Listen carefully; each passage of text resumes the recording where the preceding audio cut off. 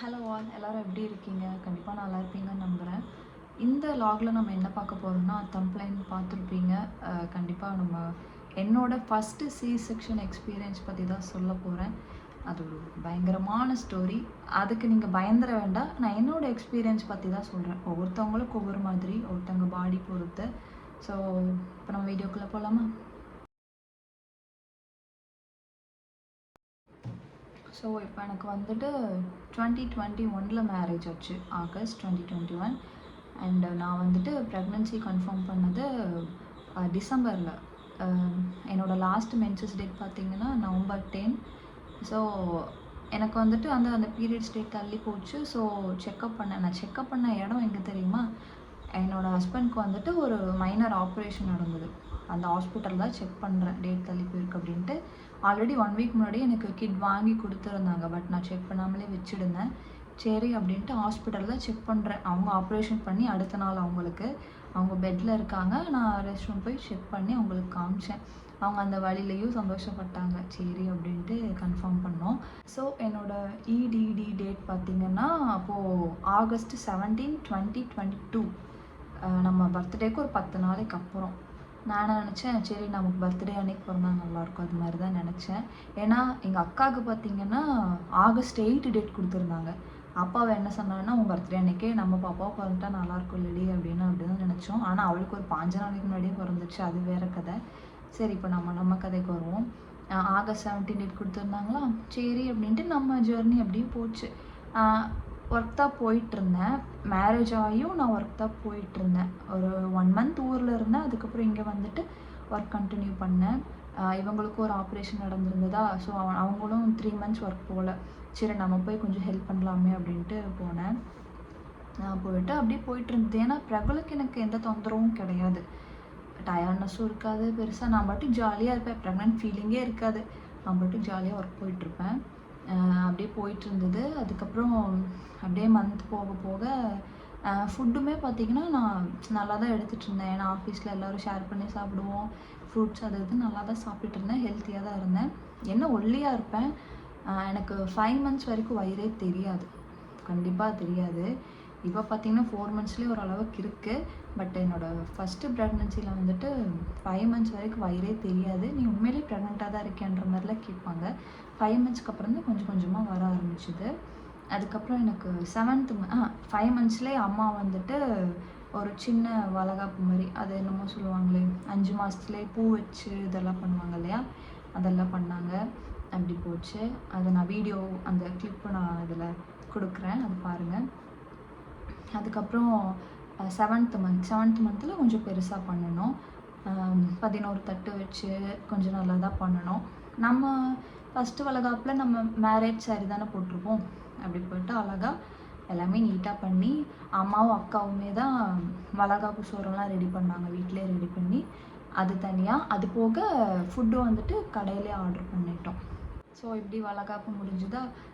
But ஸ்கேனுமே பார்த்திங்கன்னா நான் நம்ம ஜிஹெச்லேயே பார்த்தாலுமே நமக்கு ப்ரைவேட்டில் தான் எழுதி கொடுப்பாங்க. அதை நான் கரெக்டாக எடுத்துகிட்டே இருந்தேன். ஆக்சுவலாக நான் ஃபஸ்ட்டு ஜிஹெச் பார்க்கல, ப்ரைவேட் தான் பார்த்தேன். கொஞ்ச நாளுக்கு அப்புறம் எனக்கு ப்ரெஷர் இருக்கவுமே அப்புறம் ஜிஹெச் போக வேண்டிய கட்டாயம் வந்தது. நான் அப்படியே ஜிஹெச் ஒரு 7th மந்த்லேருந்து ஜிஹெச் கண்டினியூ பண்ண ஆரம்பிச்சிட்டேன். எனக்கு டெலிவரி ஆனது கூட ஜிஹெச்சில் தான். அப்படியே போயிட்டுருக்கா. இப்போ வளகாப்பு முடிஞ்சுது. அடுத்து வந்துட்டு வளகாப்பு பார்த்திங்கன்னா ஜூன் 9 நடந்தது. எனக்கு டெலிவரி டேட்டு ஆகஸ்ட் 17. ஜூன்லேருந்து நான் அம்மா வீட்டில் இருக்க ஆரம்பிச்சிட்டேன். இது வரைக்கும் அத்தை மாமா கூட தான் நாங்கள் ஒன்றா இருந்தோம். வளகாப்புக்கு அப்புறம் அம்மா எங்கே கூட்டிகிட்டு வந்துட்டாங்க. ஃபஸ்ட்டே சொல்லி கூட்டிகிட்டு வந்துட்டாங்க. நார்மல் டெலிவரினா ஒரு 3 மாதம் இருக்கட்டும், சி செக்ஷன் ஆகிடுச்சுன்னா ஒரு 6 மந்த் நான் வச்சுட்டு அனுப்புகிறேன் அப்படின்னு சொல்லிட்டாங்க. சரின்னு சொல்லிட்டாங்க. அப்புறம் நான் அம்மா வீட்டுக்கு வந்துட்டேன்னா, வந்ததுக்கப்புறம் அப்புறம் அந்த 9th மந்த்லேருந்து வீக்லி ஸ்கேன் போனோம். அப்படி வீக்லி போகும்போது எனக்கு ப்ளட்டுமே பார்த்திங்கன்னா ஃபஸ்ட்டு 9 இருந்தது. அப்புறம் 11 வந்துருச்சு. டெலிவரி டேட் கிட்ட வர 11 மேபி 12, 13 வந்திருக்கும்னு நினைக்கிறேன் அந்த லாஸ்ட்டு 9 மந்த்தில். அது எனக்கு சரியாக தெரியல. ஆனால் எனக்கு தெரிஞ்ச வரைக்கும் 11 இருந்தது. அது ஓகே அப்படின்ற மாதிரி தான் இருந்துச்சு. அதுக்கப்புறம் என்னாச்சுன்னா ஆகஸ்ட் 8 என்னோடய பர்த்டே. அன்றைக்கி காலையில் ஐ மீன் அந்த பர்த்டே அன்னைக்கு ஒரு 1 வீக் முன்னாடி ஒரு ஸ்கேன் எடுத்திருந்தோம். அப்போல்லாம் 9 மந்த்ஸ் ஸ்டார்ட் ஆயிடுச்சு. அப்போது அதில் வந்துட்டு ஒரு ரிப்போர்ட்டில் வந்துட்டு தண்ணி லெவல் எழுதியிருப்பாங்க போல். ஆனால் அதை வந்துட்டு அவங்க சீரியஸாக என்கிட்ட சொல்லலை. அதை வந்துட்டு நீங்கள் நெக்ஸ்ட்டு செக்கப்பில் ஜிஹெச்சில் காமிச்சிருங்க அப்படின்னு சொன்னாங்க சுகாதார மையத்தில். ஸோ அப்போவே அதோட சீரியஸ்னஸ் தெரிஞ்சதுன்னா நான் ஃபஸ்ட்டே ஜிஹெச் போயிருப்பேன். எனக்கு தெரியாது, தண்ணி லெவல் எனக்கு தெரியல. சரி அப்படின்ட்டு ஜிஹெச் போகிறோம். அவ்வளோ நேரம் நான் வெயிட் பண்ணுறேன். அன்றைக்கெலாம் சரியான கூட்டம். ஏன்னா ஜிஹெச்சில் வந்துட்டு ஒரு நாள் ஒதுக்கிடுவாங்க அந்த ப்ரெக்னென்ட் லேடிஸ்க்கு செக்கப்புன்ட்டு. சரி நான் அவ்வளோ நேரம் வெயிட் பண்ணுறேன். காலையில் ஒரு 11 மணிக்கு தான் போயிருப்பேன்னு நினைக்கிறேன். மேபி ஒரு 1:30 2 மணி வரைக்குமே வெயிட் பண்ணியிருப்பேன். வெயிட் பண்ணிட்டு கரெக்டாக என்னோடய செக்கப் வருது. தண்ணி லெவல் பார்த்தாங்க. டாக்டரே மூஞ்சி ஐயையோ அப்படிங்கும்போது எனக்கு இங்கே ஐயையோன்னு ஆயிடுச்சு. என்னோட இப்படி மூஞ்சி வைக்கிறாங்க அப்படிங்கும்போது தண்ணி ரொம்ப கம்மியாக இருக்குமா, நான் இன்னொரு டாக்டர்கிட்ட எழுதித்தர பக்கத்தில் அங்கே போய் பாரு அப்படின்னாங்க. சரிடான்ட்டு போனேன். கொஞ்சம் ஜர்க் ஆயிடுச்சு. அம்மா கூட வந்தாங்க. என்னடா இப்படி சொல்கிறாங்க அப்படின்ற மாதிரி ஆயிடுச்சு. பட் எனக்கு வந்துட்டு இந்த நார்மல் டெலிவரி இதுக்கு ப்ரிப்பேர் ஆகிக்கிட்டேன், சி செக்ஷன் இதுக்கு ப்ரிப்பேர் ஆகிக்கிட்டேன்னு நான் சொல்லவே இல்லை. ஏன்னா எனக்கு எதுனாலும் ஓகே, எனக்கு குழந்தை நல்லபடியாக வரணும், நானும் குழந்தையும் நல்லபடியாக பெற்றுக்கிட்டு வரணும், அது மாதிரி தான் நான் மைண்டில் வச்சுருந்தேன். எனக்கு நார்மல் டெலிவரி தான் ஆகணும்னு நான் தலைகீழாகவும் நிற்கல, சி செக்ஷன் தான் ஆகணும்னு எக்ஸ்பெக்ட்டும் பண்ணல. சரி அப்படின்ட்டு அடுத்த டாக்டர்கிட்ட போனேன்னா அவங்க வந்துட்டு ஜிஹெச்சில் எப்போ திட்டுறது இல்லாதக்கும் தெரியும் தானே, என்ன தண்ணி இவ்வளோ கம்மியாக இருக்குது, நீங்கள் இவ்வளோ அசால்ட்டாக இருக்கீங்க, வாங்க போய் உங்களுக்கு சி செக்ஷன் தான் உடனே பண்ணி ஆகணும், போய் கம்மல் கழுத்துக்கெல்லாம் போய் கழட்டி வச்சுட்டு வாங்க, ஒரு ஸ்கேன் எடுத்துகிட்டு போய் நம்ம அட்மிட் ஐ மீன் சி செக்ஷன் பண்ணணும் அப்படின்னு சொல்லிட்டாங்க. நானும் வெளியே வந்துட்டு எனக்கு அப்போ அழுகிறதா இல்லை என்ன பண்ணுறேன்னே தெரியல. ஏன்னா எல்லாமே டக்கு டக்கு டக்குன்னு நடக்குது. சரி அப்படின்ட்டு அம்மாட்ட வந்து சொல்கிறேன், அம்மா சி செக்ஷன் பண்ண சொல்லிட்டாங்கம்மா, தண்ணி கம்மியாக இருக்காம்மா. அப்போ தான் என்னையும் அம்மாவையும் ஹஸ்பண்ட் வந்துட்டு இறக்கி விட்டுட்டு வேலைக்கு போகிறாங்க. அப்போ அவங்க ஒரு ஒர்க் சேர்ந்த புதுசு, அப்போ தான் ஒர்க் போகிறாங்க. எங்களோட ஸ்கூட்டி எடுத்தது அப்போ தான் புதுசு. ஆக்சுவலாக பிரகலுக்கும் அந்த ஸ்கூட்டிக்கும் ஒரே வயசு. சரி இப்போ நான் இதுக்கு வரேன். அப்புறம் அம்மாட்ட சொன்னேன்னா அம்மா இருந்துட்டு ஓகே பாப்பா, ஒன்றும் பிரச்சனை இல்லை, பயப்படாத, நீயும் குழந்தையும் நல்லபடியாக வந்தீங்கன்னா ஓகே. சரி தண்ணி கம்மியாக இருக்குதுனால சி செக்ஷன் பண்ண சொல்கிறாங்க, உனக்கு ஆல்ரெடி ப்ரெஷர் வேறு இருந்தது. சரி அப்படின்ட்டு ட்ரெஸ் எல்லாம் மாற்றி க்ளீன் பண்ணி, ஆல்ரெடி நான் க்ளீனாக தான் இருந்தேன். ஐ மீன் அந்த இடம் வந்துட்டு க்ளீன் பண்ண சொல்லுவாங்க, ஷேவ் பண்ணணும். அங்கேயும் பண்ணி விட்டு யூரின் டியூப் இருக்குல்லையே அதெல்லாம் போட்டாங்க. போட்டு அப்போவே எனக்கு பயமாகிடுச்சு. சரி அப்படின்ட்டு போனோம். இதுக்கு முன்னாடி நான் ஒரு கதையை சொல்கிறேன். என்னென்னா ஜூலை லாஸ்ட் வீக்கு என்ன ஆச்சு, ப்ரெஷர் இருந்ததில்ல எனக்கு. ப்ரெஷர் மாத்திரையே நான் 2 நாள் எனக்கு அந்த ப்ரெஷரோட வந்துட்டு சீரியஸ்னஸ் தெரியல. மாத்திரை முடிஞ்சிருச்சு. சரி அடுத்த செக்கப் போகையில் மாத்திரை வாங்கிக்கலான்ட்டு விட்டுட்டேன். அங்கே போய் பார்த்தா ப்ரெஷர் அதிகமாகிடுச்சு. அப்போவே வந்துட்டு நீங்கள் அட்மிட் ஆகணும்னு சொல்லிட்டாங்க. ஜூலை லாஸ்ட் வீக்கில் ஆம்புலன்ஸ் நாங்கள் ப்ரொவைட் பண்ணுறோம். இல்லைங்க நான் எங்கள் அப்பா வந்துட்டு அப்பா கூப்பிட்டு வந்திருந்தார். நான் அப்பா கூட போய் ஜிஹெச்சில் இறங்கிக்கிறேங்க சுகாதார மையத்தில். சரின்ட்டு நானே அப்பா கூட போயிட்டு வீட்டிலலாம் போய் சொல்லிவிட்டு இது மாதிரிமா அட்மிட் ஆக சொல்லியிருக்காங்க, ப்ரெஷர் இருக்குது அப்படின்னு சொல்லிட்டு போய் அட்மிட் ஆனேன். அப்போ ஒரு 1 வீக் இருந்தோம். அப்போ என்னாச்சுன்னா ஐவி எல்லாம் போட்டாங்க. 4 மணி நேரத்துக்கு ஒருக்கா 2 ஊசி போடணும், 2 நாள். ரொம்ப கஷ்டப்பட்டுட்டாங்க உண்மையிலே. அந்த ஊசி போடவுமே அதிலே ரொம்ப பிளட் வர ஆரம்பிச்சிருச்சு. ஊசி போட்டு யாருக்காவது அவ்வளோ பிளட் வருமா, எனக்கு அப்படியே ரொம்ப பிளட் ஆச்சு. அது ரொம்ப ரொம்ப கஷ்டப்பட்டுட்டேன். அந்த ஊசி போடும்போது கூட வலிக்காது, போட்டு ஒரு 10 செகண்டுக்கு அப்புறம் வலி உயிர் போயிடும். அது எதுக்குன்னா பிரகுல் பிறக்கிற டைமில் வந்துட்டு அப்போது பிறக்கிற குழந்தைங்களுக்கெல்லாம் ஏதோ ஒரு சின்ன ஏதோ இன்ஃபெக்ஷனோ நோயோ ஏதோ வருது, அதனால் இந்த ஊசி கண்டிப்பாக போடணும், அது போக உனக்கு ப்ரெஷர் இருக்குது அப்படின்னு சொல்லிட்டு எனக்கு எழுதி கொடுத்துருந்தாங்க. சரி அப்படின்ட்டு அந்த 2 நாள் என்ன 4 நாளே இருந்தோம் எக்ஸ்ட்ரா. ஜிஹெச் போனால் தான் சும்மாவே அட்மிட் ஆக சொல்லிடுவாங்களே, அதில் ஒரு 4-5 நாள் போயிடுச்சு. அதுக்கப்புறம் வீட்டுக்கு வந்து அப்பாடான்னு அது செட் ஆகிறதுக்குள்ளே அப்புறம் பர்த்டே அன்னைக்கு செக்கப் போனோன்னா அன்னைக்கு இப்போ இப்படி ஆகிடுச்சா. சரி அப்படின்ட்டு இப்போது என்ன சொன்னால், இப்போது எல்லாம் கழட்டி வச்சுட்டு வாங்க, சி செக்ஷன் சொல்லிட்டாங்களா. சரின்னு இப்போது எல்லாம் க்ளீன் பண்ணி அந்த 1 யூஸ் ட்ரெஸ் போடுவாங்க இல்லையா, இல்லை அங்கே 1 யூஸ் ட்ரெஸ் கிடையாது, காட்டனில் தான். இப்போ ப்ரைவேட்லலாம் பார்த்தீங்கன்னா அந்த 1 யூஸ் ட்ரெஸ் அப்போ தான் போடுவாங்க, இங்கே வந்துட்டு காட்டனில் தான். காட்டனில் போட்டு தலைக்கெல்லாம் அந்த தொப்பியாட்டெல்லாம் வச்சுட்டு வீல் சேரில் வச்சுட்டு நான் கூப்பிட்டு போகிறாங்க. அப்போது ஒரு ஃபோட்டோ எடுத்துருப்பேன், அதை அட்டாச் பண்ணுறேன். போயிட்டு அப்புறம் எங்கள் அக்கா அப்போல்லாம் மாமா வந்திருந்தார். மாமா வந்து அக்கா அதிலே கொஞ்சம் பிஸியாக இருந்தா. அதுக்கப்புறம் அக்கா மாமா எல்லாருமே எங்களை ட்ராப் பண்ணிவிட்டு பக்கத்தில் தான் இருந்தாங்க. அப்புறம் அம்மா ஃபோன் பண்ணி சொல்லிட்டாங்க, என் ஹஸ்பண்டுக்கும் சரி அக்கா மாமாவுக்கும் சரி, இது மாதிரி அவளுக்கு சி செக்ஷன் சொல்லிட்டாங்க, வாங்க. எனக்கு படப்படன்னு இருக்கு லைட்டாக. என்கிட்ட பெருசாக எங்கள் அம்மா பயத்தை காமிச்சிக்கல, சிரிச்சுக்கிட்டே போன்ட்டாங்க. அப்புறம் அவங்கள ஃபோன் பண்ணி வர சொல்லதும் கரெக்டாக எனக்கு தெரிஞ்சு ஒரு 1.5 கிட்ட உள்ளே போயிடுப்பேன்னு நினைக்கிறேன். என்னோடய ரிப்போர்ட்ஸ் எல்லாம் நான் கையில் வச்சுருக்கேன்.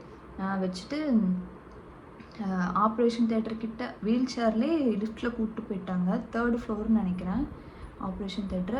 வீல் சேர் கிட்ட ஆப்ரேஷன் தேட்டர்கிட்ட ஒரு ரூம், அங்கே வந்து உட்காருமா அப்படின்னு சொல்லிட்டு என்னோடய அந்த ரிப்போர்ட்லாம் வச்சு நான் ஒரு பெட்டில் உட்காந்துருக்கேன். ஒரு 10 நிமிஷம் உட்காந்துருப்பேன். ஏன்னா ஆப்ரேஷன் தேட்டரில் இன்னொருத்தவங்களுக்கு ஆப்ரேஷன் ஆகிட்டுருக்கு. ஸோ நான் வெயிட் பண்ணிகிட்ருக்கேன். 10 நிமிஷம் கழித்து வாமான்னு கூப்பிட்டு போகிறாங்க. உட்கார வச்சு தான் கூப்பிட்டு போகிறாங்க. பிகாஸ் அந்த யூரின் பேக் இருந்து இல்லையா, சரி அப்படின்ட்டு உட்கார வச்சு கூப்பிட்டு போகிறாங்க. நான் உள்ளே எந்திரிச்சு நடந்து உள்ளே போகும்போதே பக்கத்தில் கொஞ்சம் தள்ளி ஒருத்தவங்களுக்கு ஆப்ரேஷன் பண்ணி அவங்கள வச்சுருந்தாங்க. எனக்கு ஒரு மாதிரி ஆகிடுச்சு, என்னடா அப்படின்ட்டு ஆயிடுச்சு. இருந்தாலும் நான் கொஞ்சம் தைரியமாக தான் இருந்தேன். எதனால் நான் தைரியப்படுத்திக்கிட்டேன்னா, இன்றைக்கி நமக்கு டெலிவரி, என்ன ஆனாலும் நமக்கு குழந்தை பெற்று தான் ஆகணும், என்ன வழினாலும் நீ தாங்கி தான் ஆகணும் அப்படின்ட்டு ஆயிடுச்சு. நான் நார்மலாகவே இந்த பிளட் டெஸ்ட் அதெல்லாம் எடுக்கும்போது நான் வந்துட்டு பயம் உள்ளே இருந்தாலும் அதை நான் பார்க்க மாட்டேன். இப்படி கண்ணை மட்டும் இப்படி திரும்பிக்குவேன். அது எனக்கு பெருசாக வழி தெரியாது. சரி அப்படின்ட்டு நம்ம எல்லாத்தையும் தாங்கிக்குவோம், நம்ம தான் பிரேவ் கேர்ள், ஸ்ட்ராங் கேர்ள் அப்படின்னு சொல்லிட்டு எனக்குள்ளே மனசுக்குள்ளே சொல்லிட்டு போய் இந்த பெட்டில் உட்கார வச்சு அனஸ்தீசியா போடுவாங்க இல்லையா, ஏன்னா எனக்கு சி செக்ஷன். சரின்ட்டு இப்படி நல்லா கையை நீட்டி இப்படி கும்மிய சொல்கிறாங்க. குமிஞ்சதும் அனஸ்தீசியா. ஆனால் எனக்கு எல்லாருமே சொன்னது என்னென்னா, அனஸ்தீசியாக்குன்னு ஒரு டாக்டர் வந்து தான் போடுவாங்களாம், அதுக்குன்னு ஒரு டாக்டர். பட் எனக்கு எதுவும் டாக்டர் இந்த மாதிரி தெரில, ஒரு நர்ஸு தான் போட்டாங்க. அந்த மெடிக்கல் காலேஜில் படிக்கிற ஒரு பொண்ணு தான் சொல்லுது, இது மாதிரி அசையாமல் இருங்க, வலிக்க தான் செய்யும், நீங்கள் அசைஞ்சிங்கன்னா அது இதாகிடும், அசையாமல் இருங்க அப்படிங்குது. சரி, நம்ம தான் தைரியமாக நாளாச்சு, சரின்ட்டு இப்படி அசையாமல் உட்காந்துருக்கேன். வலிச்சது காட்டிக்கல, இப்படி உட்காந்துருக்கேன். அந்த அம்மா அழகாக குத்துச்சு. சரின்ட்டு அப்புறம் அப்படியே படுங்க அப்படின்னாங்க. படுத்து டாக்டர்லாம் உள்ளே வந்தாங்க. வந்து படுத்தனா படப்படன்னு முடிச்சுட்டே தான் இருக்கேன். ஆனால் அவங்க ஒரு வார்த்தை கூட கேட்கலங்க, என்ன உங்களுக்கு மறுத்துருச்சா, எதுவுமே கேட்கவே இல்லை. அப்புறம் என்னாச்சுன்னா கிளிக்க ஆரம்பிச்சிட்டாங்க வயிற்ற. நான் என்ன பண்ணிட்டேன், எனக்கு லைட்டாக அந்த இது இருக்குது. அவங்க கிழிச்சக்கப்புறம் தான் எனக்கு அந்த மயக்கமே, அந்த மறுத்து போகிறதே ஆகுதுன்னு நினைக்கிறேன். ஐயோ வலிக்குதுங்க அப்படின்ட்டேன். என்னம்மா ஏன்னா ஊசி போட்டிங்கல்ல, ஆமாம் போட்டேங்க. அப்புறம் என்னம்மா அப்படின்ட்டு ஒரு துணி எடுத்து கண்ணில் போட்டாங்க. அந்த நான் முழிச்சிருந்தா தான் அது ஃபீல் ஆகும், அந்த தொடுறதெல்லாம் ஃபீல் ஆகும் அப்படின்ட்டு கண்ணில் துணி போட்டதும் எனக்கு அப்படியே மறுக்க ஆரம்பிச்சதும் அப்புறம் அப்படியே கிழிக்கிறாங்க, பிரகுல வெளியே எடுக்கிறாங்க. அப்படியே நம்மக்கிட்ட இருந்து என்னமோ உருகுறாங்க. அப்படியே என் தம்பி வெளியே எடுத்து எனக்கு அப்படியே தெரிஞ்சுது. எடுத்ததும் அப்போல்லாம் எந்த பேபின்லாம் சொல்ல, என்னன்னு காட்டலை. பிரகுல அழுததெல்லாம் எனக்கு கேட்டுச்சு. கேட்டக்கப்புறம் அப்புறம் அப்படியே நல்லா அவங்க பேசுகிறதெல்லாம் எனக்கு கேட்குது. நல்லா சிரித்து பேசிகிட்டு இருக்காங்க, அது எல்லாமே கேட்குது. பட் நமக்கு வந்துட்டு எதுவுமே எப்படி சொல்கிறது, ஒரு சுயநினைவே இல்லாத மாதிரி இருக்கும். காதில் எல்லாம் கேட்குது, ஆனால் நம்ம அதை வந்துட்டு எதுவுமே பண்ணிக்க முடியாது. சரி அப்படின்ட்டு கரெக்டாக எனக்கு ஒரு சின்ன கான்ஷியஸ் வருது. தையெல்லாம் போட்டு முடிச்சுட்டாங்க. நான் கொஞ்சம் ஓரளவுக்கு ஆனதுமே தூங்கிட்டேன்னு நினைக்கிறேன், மயங்கி. கொஞ்சம் ஓரளவுக்கு ஆனதுமே என்னை வந்துட்டு ஸ்டிச்செல்லாம் போட்டு என்னை வெளியே கொண்டு வந்தாங்க. வெளியே வந்ததும் பிரகலை காமிச்சாங்க. என்ன குழந்தை பாரு அப்படின்னாங்க. என்ன குழந்தை? ஆண் குழந்தை. சரிம்மா அப்படின்ட்டு எடுத்துகிட்டு போனாங்க. அப்புறம் தான் போய் தம்பி எல்லாத்துக்கிட்டையும் வீட்டில் எல்லாத்துக்கிட்டையும் காமிச்சிருப்பாங்கன்னு நினைக்கிறேன். என்ன ஒரு கொஞ்ச நேரம் அப்படியே வச்சுருந்தாங்க. வச்சுட்டு ஓரளவுக்கு மயக்கத்திலே தான் இருந்தேன். அப்போல்லாம் வலி தெரியாது இல்லையா, அந்த அனஸ்தீசியா குறையும் போது தானே வலி தெரியும். சரின்ட்டு அப்படியே படுத்திருந்தேன். அப்புறம் கொஞ்ச நேரம் கழித்து என்னையுமே வார்டுக்கு மாற்றினாங்க. ஹஸ்பண்ட் தான் தம்பியை இல்லை அம்மா வச்சுருந்தாங்க. ஹஸ்பண்ட் வந்து சொன்னாங்க, இது மாதிரி பையன் பிறந்திருக்கான் சொன்னாங்க அப்படின்னு. சரி அப்படின்ட்டு வார்டுக்கு கூப்பிட்டு போனாங்க. மாமா விக்னேஷ் அதுக்குள்ளே அத்தை மாமாவும் வந்துட்டாங்க. அக்கா மாமா இவங்க எல்லாருமே சேர்த்து தான் என்னை ஸ்ட்ரக்சர்லேருந்து பெட்டுக்கு மாற்றி வைக்கிறாங்க. அப்படியே தூக்கி இப்படி வைக்கிறாங்க. சரியான நடுக்கம். எனக்கு அங்க இருந்து வரும்போதே ஏசி ரூமு நிறைய பேத்துக்கு வந்துட்டு இந்த ஷிவரிங் ஆகும்னு சொல்லுவாங்க சி செக்ஷன் பண்ணா. சரியான ஷிவரிங் எனக்கு. எல்லாரும் பயப்பட ஆரம்பிச்சுட்டாங்க. "என்னங்க ஆச்சு? பிள்ளைக்கு இப்படி ஆகுது போய் பாருங்க" அப்படின்னு நர்ஸே வந்துட்டு சண்டை போடுற மாரி ஆகிட்டாங்க. "அது அப்படிதாங்க இருக்கும். சி செக்ஷன் பண்ணியிருக்குல்ல, ஏசில இருந்திருக்காங்க. கொஞ்சம் அப்படிதான் இருக்கும்" அப்படின்னு சொல்லியிருக்காங்க. நல்லா ஷிவரிங் ஆச்சு. எனக்கே தெரியுது கிடு கிடு கிடு கிடுன்னு நடுங்குறேன் அப்படியே. நல்லா ரொம்ப நேரம் அப்படியே இருந்தேன். அப்புறம் அப்படியே கொஞ்சம் கம்மியாச்சு. கம்மியானதுக்கப்புறம் இவன் அனஸ்தீசியா இருக்கான்னு அவன் குறைய ஆரம்பிச்சிட்டான். அதுக்கப்புறம் வலி ஆரம்பிச்சுது. சரியான வலி. வாழ்க்கையில் அப்படி அந்த வலியை நான் உணர்ந்ததே கிடையாது. ஒன்றும் இல்லை, இப்போ ஒரு கத்தி எடுத்து லைட்டாக ஒரு கீச்சினாலே அது காயிற வரைக்கும் நமக்கு எவ்வளோ வலிக்கும். அப்போது இவ்வளோ பெருசாக நமக்கு கிழிச்சிருக்காங்கன்னா வயிற்றுல ஒரு மேஜர் ஆப்ரேஷன் பண்ணியிருக்காங்க. எப்படி வலிக்கும் அது. சரியான வலி எனக்கு. ஊசி போடுங்க, அந்த பெயின் கில்லர் சொல்லுவாங்களே அதை போடுறாங்க. அப்போ எனக்கு வலி குறையவே இல்லை. ரொம்ப நேரம் எனக்கு வலி, சரியான வலி, உயிர் போகிற வலி. சாயந்தரம் வரைக்கும் 2:38க்கு பிரகுல் பிறந்தானா. என்னை ஒரு 3 மணிக்கு வார்டு கூப்பிட்டு வந்திருப்பாங்க. ஒரு சாயந்தரம் 7-8 ஆகும் வரைக்குமே எனக்கு வலி குறையவே இல்லை. எல்லோரும் பக்கத்துல இருந்து தம்பி பார்க்குறாங்க, என்கிட்டயும் பேச்சு கொடுக்குறாங்க. அந்த வலியிலே தான் நான் இருக்கேன். ஆனால் ஐயோ அம்மான்ல கத்தலை. அப்படியே இறுக்கி பிடிச்சிட்டு அப்படியே வலிக்குது அப்படின்ட்டு இருக்கேன். ஹஸ்பண்ட் கிட்ட மட்டும் சொல்கிறேன், ஆமாண்டா அது வலிக்கும். ஏன்னா அவங்களுக்கும் அந்த ப்ரெக்னன்சி கன்ஃபார்ம் ஆன டைமில் ஒரு சர்ஜரி நடந்தது இல்லையா, அவங்களுக்கும் அப்படி தான் இருந்திருக்கு. அதை எக்ஸ்பீரியன்ஸ் பண்ணி அவங்களும் சொல்கிறாங்க, கொஞ்சம் வலிக்கும், இந்த பெயின் கில்லர் போட்டாலும் கொஞ்சம் வலிக்கும், கொஞ்சம் அட்ஜஸ்ட் பண்ணிக்கோ, இன்றைக்கி ஒரு நாள் தான், நாளைக்கெல்லாம் சரியாயிடும் அப்படின்னு சொன்னாங்க. சரி அப்படின்ட்டு அன்னைக்கு ஒரு நாள் நைட்டு ஜிஹெச்சில் பார்த்தீங்கன்னா குறிப்பிட்ட டைம் தான் விசிட்டர்ஸ் இருக்கணும். அதுக்கப்புறம் கிளம்பிடணுமா. நைட்டு அம்மா மட்டும்தான் கூட இருந்தாங்க. ஹஸ்பண்ட் அப்பா எல்லாருமே கிளம்பிட்டாங்க. எனக்கு ஒரு மாதிரி ஃபீல் ஆகுது, எல்லோரும் தான் நல்லா இருந்திருக்குமேன்ற மாதிரி தான் இருந்துச்சு. ஆனால் அங்கே ஒரு ஆள் தான் இருக்கணும். சரி அப்படின்ட்டு நைட்டு எனக்கு 2 நாளும் வலி இருந்துச்சு. ஆனால் எனக்கு தம்பியவே வந்துட்டு எனக்கு குழந்த பிறந்திருக்கு, அதை எக்ஸைட் ஆகுறேன், அதெல்லாம் கிடையாது. எனக்கு எதுவுமே தோணலை. எனக்கு வந்துட்டு வலிக்குது, எனக்கு அதே தான் மைண்டில் இருந்துச்சு. என் குழந்த அப்படின்ட்டு நான் ரொம்ப எக்ஸைட்டே ஆகவே இல்லை. அம்மாவே தான் வச்சுருந்தாங்க, அவங்க குறை சொல்ல முடியாது, வச்சுருந்தாங்க. அதுக்கப்புறம் நெக்ஸ்ட் டே ஆச்சு. நெக்ஸ்ட் டே கொஞ்சம் வலி குறைஞ்சது, ஓகேன்ற அளவுக்கு இருந்தது. ஆனால் அன்றைக்கெலாம் நான் ஈவினிங் தான் நடந்தேன்னு நினைக்கிறேன். ஈவினிங் வந்துட்டு அன்னைக்கு, அதாவது முன்னாடி நாள் சி செக்ஷன் ஆனவங்களாம் நெக்ஸ்ட் டே நடக்கணும் ஒரு ப்ரொசீஜர். அன்னைக்கு ஈவினிங் வந்துட்டு எல்லாத்தையும் நடக்க வச்சாங்க. எல்லாருமே நடந்து அடுத்த வார்டுக்கு மாறிட்டாங்க. நான் தான் லாஸ்ட். எந்திரிக்கவே இல்லை, வலி. ஹஸ்பண்ட் தூக்குறாங்க, என்னை விடு என்னால் முடியலன்னு படுக்கிறேன். அப்புறம் கடைசியாக ஒரு டாக்டர் கிட்ட வந்தாங்க. எனக்கு பயந்துட்டு எப்படியும் திட்டுவாங்க நம்மளை, எப்படியும் எந்திரிச்சு போயிடல அப்படின்ட்டு. அப்போ ஒரு ஜர்க்காகி எந்திரிச்சு இறங்கி நான் தான் லாஸ்ட்டாக பெட்டு மாறினேன். அம்மா ஃபஸ்ட்டு இப்போ ஒரு பெட் பிடிச்சி வச்சுட்டாங்க. தம்பியை கூப்பிட்டு போய் ஹஸ்பண்ட் அப்படியே பொறுமையாக கூப்பிட்டு போகிறாங்க. அங்கே போய் பெட் மாறியாச்சு. அப்புறம் தேர்ட் டேக்கு வந்துட்டு அக்கா மாமாவுக்கு வந்துட்டு ஒரு சென்னையில் ஒரு ப்ரொசீஜர் இருந்தது. அதனால் என்னாச்சுன்னா அம்மா வந்துட்டு சைன் போடணும் அப்படின்னு சொல்லிட்டு என்கிட்ட சொல்லிட்டு தான் போகிறாங்க. கோச்சுக்காத, நான் இது மாதிரி போகணும் அப்படின்னு சொல்லிட்டு போகிறாங்க. சரின்ட்டு அப்புறம் அத்தை தான் பார்த்துக்கிட்டாங்க ஒரு 2 நாள். அத்தையும் ஹஸ்பண்ட் தான் பார்த்துக்கிட்டாங்க. அவங்க குறை சொல்ல முடியாது, அவங்க தான் பார்த்துக்கிட்டாங்க. சி செக்ஷன் ஆயும் என்ன ரெஸ்ட் ரூமெல்லாம் போகிறதுக்கு நான் ஹஸ்பண்ட் தான் கூப்பிட்டு போவேன். வெளியே நின்றுக்குவாங்க, அப்படின்னு நான் போயிட்டு வந்துடுவேன். தம்பிக்கிட்ட அத்தை இருப்பாங்க. மாற்றி பார்த்துக்கிட்டாங்க அந்த 2 நாள். அப்புறம் அப்படியே ஆனால் பிரபுல் வந்துட்டு ஃபீட் பண்ணவே இல்லை. அவனுக்கு பண்ண தெரியல. எனக்கு தெரிஞ்சு ஒரு 15 டேஸ் கிட்ட பிரபுல் ஃபீட் பண்ணவே இல்லை. அந்த பால் பவுடர், அப்புறம் ஜிஹெச்லேயே ஒரு 5 நாளில் வந்துட்டு தனியாக தாய்ப்பால் வச்சுருப்பாங்க, அதுதான் கொடுத்துட்ருந்தோம்.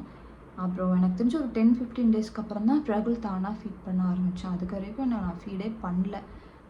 வலி இருந்துச்சு, இருந்தாலும் அப்படியே 15 டேஸ்க்கு அப்புறம் தான் பிரபுல் ஃபீட் பண்ணான். இப்போ 4th டேவோ 5th டேவோ ஆகுது. 5th டே தான் நினைக்கிறேன். 5th டே நான் டிஸ்சார்ஜு. 4th டே வந்து சொல்கிறாங்க, இது மாதிரி டாக்டர் வந்துட்டு தையல் வந்துட்டு செக் பண்ணுவாங்க, காஞ்சிருந்தால் நீங்கள் ரெஸ்ட் ரூம் பாத்ரூம் போனதுக்கப்புறம் நீங்கள் டிஸ்சார்ஜ் ஆகிக்கலான்னு சொல்லுவாங்க எல்லாத்துக்கிட்டையும். சரி அப்படின்ட்டு அதுக்கு 2 மாத்திரை எழுதி கொடுப்பாங்க. எனக்கு வந்துட்டு புண்ணு பார்த்தாங்க, ஆறிடுச்சுமா, நீங்கள் வந்துட்டு பாத்ரூம் போயிட்டீங்கன்னா நீங்கள் டிஸ்சார்ஜ் ஆகிக்கலாம் நெக்ஸ்ட் டே அப்படின்னு சொல்லிட்டாங்க. சரி அப்படின்ட்டு எங்களுக்கு டேப்லெட்டும் எழுதி கொடுக்குறாங்க. பட் எனக்கு அன்றைக்கி ஈவினிங்கே நான் பாத்ரூம் போயிட்டேன்.